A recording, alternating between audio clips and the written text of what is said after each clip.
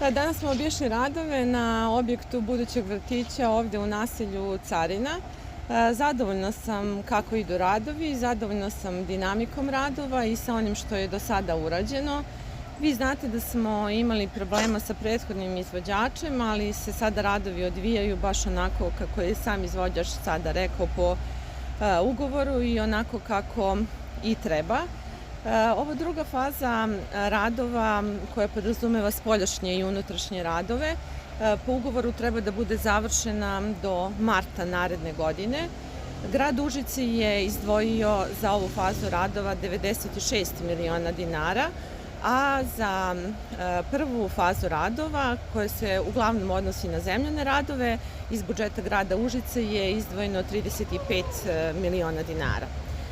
Kapacitet ovog vrtića će biti 200 mesta u zavisnosti od uzrasta dece i nadamo se da sa otvaranjem, odnosno izgradnjom vrtića i u Kremnjima i vrtića naravno u Karanu, a sledeće godine i u Zlakosi, ćemo se približiti našem cilju, a to je da svako dete u Užicu ima svoje mesto u vrtiću. Adaptacija prostora u Kremnjima budućeg vrtića će, što se tiče radova, biti veoma brzo završena. Taj kapacitet će biti 25 mesta. Radovi, kao što znate, u Karanu su završeni. Očekujemo ovih dana da dobijemo upotrebnu dozvolu i odgovarajuće saglasnosti od ministarstva i vrlo brzo će i taj vrtić biti otvoren. Trenutno radimo projektno-tehničku dokumentaciju za budući vrtić u Zlakosi.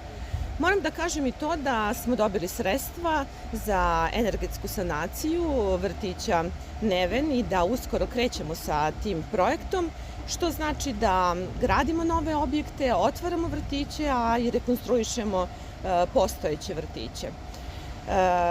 Ono što želim i što svi građani Užica žele, a to je da u našem gradu se rađa što više dece i sigurno će postojati potreba da se izgrade i novi vrtići i moram da kažem da će za to biti uvek sredstava.